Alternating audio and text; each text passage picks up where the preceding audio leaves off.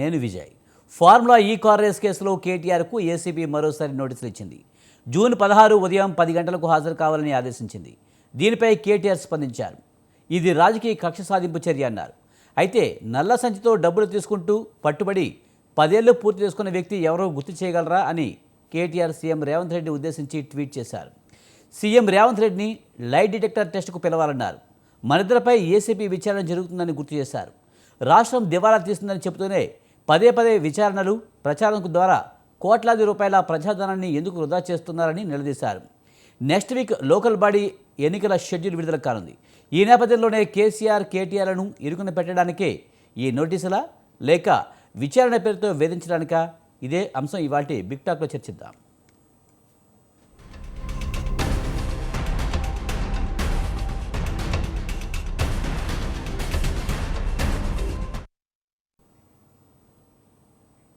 ఈ కార్ రేస్లో కేటీఆర్కు మరోసారి ఏసీబీ నోటీసులు ఇచ్చింది.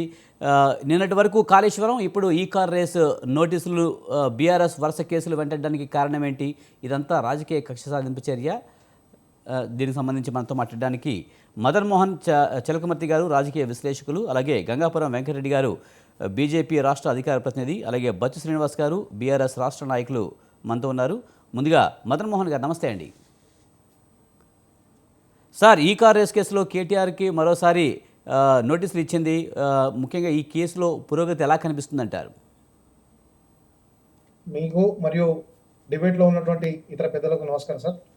సార్, ఫార్ములా E1 రేస్లో ఏసీబీ ఎంటర్ అయింది sir. Corruption means according to the law, చట్టం ప్రకారం ఒక వ్యక్తిగతమైనటువంటి ప్రయోజనాల కోసం తన ఆఫీసును దుర్వినియోగం చేయడం, లేదా బ్రైబ్ స్వీకరించడం, బ్రైబ్ ఇవ్వడం, బెనిఫిషియరీ కావడం, ఇదంతా కూడా మనకు కరప్షన్ అనేటువంటి డెఫినేషన్లోకి వస్తుంది. ఒక విషయం మీద ఏదైనా ఇన్వెస్టిగేషన్స్ ఏజెన్సీ అంటే పరిశోధన సంస్థ ఒక ఇర్రెగ్యులారిటీస్ను గమనించినప్పుడు వెంటనే మనకు ఒక సామెత గుర్తొస్తుంది, law will take it own course. చట్టం తన పని తను చేసుకోపోతుంది. కేసీఆర్ కూడా ఇప్పుడు దాన్ని నమ్ముకోవాలి. First law will take it own course అనేది ఫస్ట్గా నమ్ముకోవాలి. ఎందుకంటే ఒకవేళ తను ఎలాంటి ఇర్రెగ్యులారిటీస్ లేనట్లయితే ఇమ్మీడియట్గా చట్టంలో తనకు అనేక రకమైనటువంటి ప్రొటెక్షన్స్ ఉన్నాయి. మనకు చట్టం ఇంకోటి కూడా చెప్తాను, even though 100 accused may be escaped but innocent should not be punished అని చెప్పింది. 100 మంది దోషులు తప్పించుకున్నా సరే ఒక నిర్దోషికి శిక్ష పడకూడదు అనేది మన ఇంతకుముందు సిఆర్పిసి అయితే, ఇప్పుడు బిఎన్ఎస్ అయితే. కాబట్టి ఇంత చట్టం నిర్దోషికి అండగా ఉంటాము అని ప్రకటించినప్పుడు తన ఈ యొక్క ఏదైతే ఫార్ములా రేస్ ఉందో తాను తప్పకుండా ఏసీబీ ముందుకు హాజరు కావాలి. ఏదైతే అలిగేషన్స్ గవర్నమెంట్ ఏజెన్సీ చేస్తున్నదో, ప్రతిపక్షాల నుంచి వస్తున్నాయో లేకపోతే ప్రజా సంఘాల నుంచి వస్తున్నాయో వాటికి ఆయన ఖచ్చితంగా సమాధానం చెప్పుకోవాలి. దీనిలో రాజకీయ ప్రేరేపితం అవుతుంది అనేది అది 100% మనం చేసేది రాజకీయం అండి. ప్రతిపక్షమైన అదే రాజకీయం చేస్తుంది, అధికార పార్టీ అనేది రాజకీయం చేస్తుంది. రాజకీయం పక్కన పెడితే ఫార్ములా రేసులో అక్రమాలు 55 కోట్ల అక్రమాలు జరిగినాయని చెప్పి మొదటి దఫా విచారణ జరిగింది.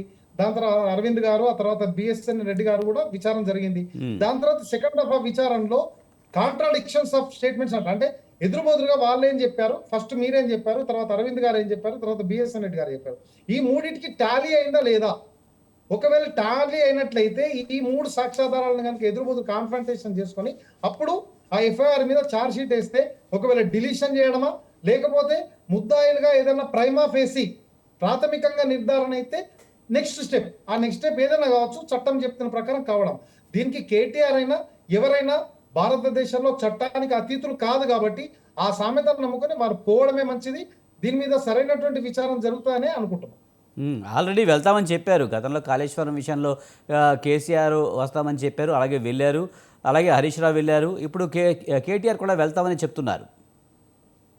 వెళ్ళాలి, వాళ్ళు ఏదైతే ప్రశ్నలు అడుగుతారో ప్రొసీజర్ ప్రకారం ఆ ప్రశ్నలకు జవాబు చెప్పాలి. దీని ఒక రాజకీయ ర్యాలీ లాగానో అట్లా కాకుండా సామాన్య ప్రజలకు ఏ విధమైతే, ఇప్పుడు పోలీస్ స్టేషన్ పోతామండి, పోలీస్ స్టేషన్ పిలిస్తే ఏ విధమైతే పోతామో ఆయన కూడా అఫ్కోర్స్ మాజీ మంత్రి అదే హోదాలో పిలుస్తున్నారు కాబట్టి ఆ రకమైనటువంటి డాబు దర్పం చూపిస్తుండొచ్చు. దాన్ని పెద్ద మేము కాదని లేదు, కానీ చట్టం యొక్క ఏదైతే ప్రొసీజర్ ఉందో దాన్ని ఖచ్చితంగా ఎదుర్కోవాల్సిందే. ఆయన ఒకవేళ ఇఫ్ ఇన్నోసెంట్ అయితే ఆయన ఇన్నోసెన్స్ ప్రూవ్ చేసుకోవడానికి రకరకాలటువంటి, ఒకవేళ ప్రాసిక్యూషన్ పెట్టింది అనుకోండి, ప్రాసిక్యూషన్ ఏం శిక్ష వేయడానికి లేదు, ప్రాసిక్యూషన్ కేవలం అలిగేషన్ మాత్రమే చేస్తుంది. అలిగేషన్ చేసినప్పుడు అలిగేషన్ ఒకవేళ ఈయన ఇన్నోసెంట్ అయితే ప్రూవ్ చేసుకోవాల్సింది before the honourable court. So ఖచ్చితంగా కోర్టుకు హాజరు కావాలి.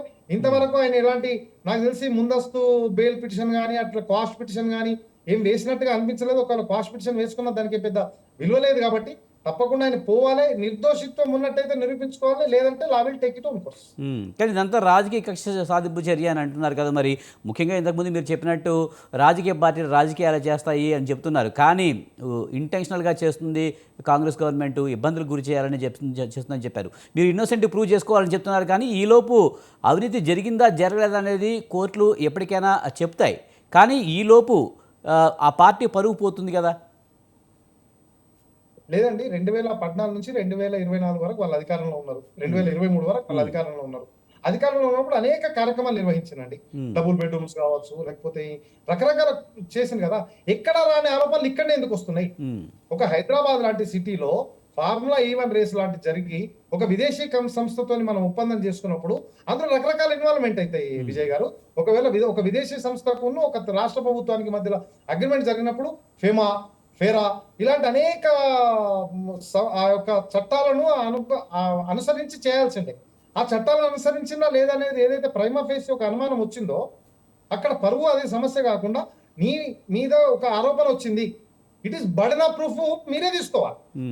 వాస్తవంగా ఒక న్యాయవాదిగా 20 సంవత్సరాల నుంచి న్యాయవాదిగా burden of proof always lies with the prosecution.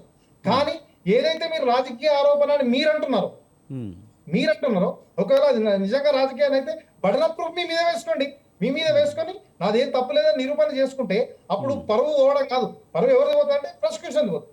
Prosecution అంటే ఇండైరెక్ట్ గవర్నమెంట్ కదా, ఆ అవకాశం ఉంది కదా. రైట్.